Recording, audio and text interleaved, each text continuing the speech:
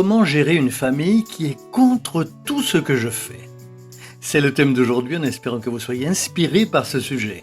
Ce programme a été enregistré à l'origine par Ricardo Melo de l'Institut Namasté le 7 septembre 2023. Les audios sont préparés par des volontaires de la Pilule Inspirante. Notre équipe de collaborateurs a toujours besoin d'aide. Soyez vous aussi volontaires dans notre cause. Rejoignez notre page sur Facebook, Pilule Inspirante. Bonsoir mes amis, bonsoir. Je vous souhaite une excellente soirée. Nous commençons avec beaucoup de joie une nouvelle pilule du soir basée sur l'Évangile. J'aimerais répondre à cette question. Comment faire face à une famille qui ne vous comprend pas? J'ai ma famille, je vis dans la même maison qu'eux, je ne peux pas les ignorer, mais ils ne me comprennent vraiment pas. J'imagine que beaucoup d'auditeurs peuvent s'identifier à cette phrase. Convenons à nouveau que nous sommes sur la planète Terre, une planète d'épreuves et d'expiation. Et naturellement, la plupart des membres de notre famille sont des esprits qui se réincarnent avec nous encore. Et nous avons donc déjà une histoire spirituelle avec la plupart d'entre eux. Nous savons que cette histoire spirituelle est souvent basée sur des conflits.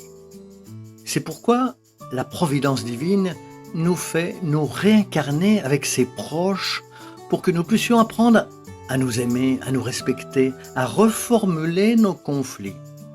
Mais qu'est-ce que cela signifie? Cela signifie qu'il y a des divergences d'opinion et que la meilleure façon de procéder est d'apprendre à aimer les membres de votre famille, à respecter leur mode de vie tout en suivant le vôtre. C'est comprendre que vous êtes des êtres individuels et que vous avez le libre arbitre et le droit de suivre votre propre voie. L'histoire de l'humanité est pleine de cas comme celui-ci. Voyons les exemples. Il y en a beaucoup, mais je commencerai par le plus connu, Jésus. Les frères de Jésus n'ont pas compris l'ampleur de sa mission, qu'il était le Christ. On retrouve cette mention dans la Bible, dans le récit de l'Évangile où Jésus est invité à réfléchir sur la présence de sa mère et de ses frères après avoir été absent de la maison pendant des jours. Et les évangélistes nous disent que le Christ dit, en montrant la foule, « Voici ma mère et mes frères ». Le Christ dit clairement, mais tout le monde ne comprend pas. En effet, il dit, montrant la difficulté, « Nul n'est prophète en son pays ».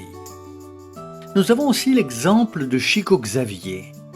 Les frères aimaient Chico parce qu'il était un être humain unique, mais pour la plupart, il n'était pas spirit. C'est intéressant, hein? Non, ils n'ont pas eu le même parcours. Chico a même été confronté à une forte résistance de la part de son propre père lorsqu'il a décidé de développer son travail médiumnique. L'exemple du curé d'Ars a connu des difficultés avec sa propre famille. Les histoires sont innombrables. Alors, si nous devons baser nos choix de vie sur la famille, la plupart d'entre nous seraient bloqués dans le temps. Et n'oublions pas que la meilleure façon d'honorer sa famille est d'abord de nous illuminer nous-mêmes. C'est en apprenant à suivre notre propre voie sans essayer d'imposer la nôtre aux autres, car chacun a le droit de suivre le chemin qu'il veut. Et au fur et à mesure que vous apprenez de nouvelles choses et investissez dans vos projets, créant une vision spirituelle plus solide de la vie, élargissant votre cœur, devenant mature, automatiquement, le résultat que vous émanez vous apportera l'autorité morale et indirectement sur votre famille. Les personnes les plus ouvertes de votre famille finiront donc par accepter votre influence.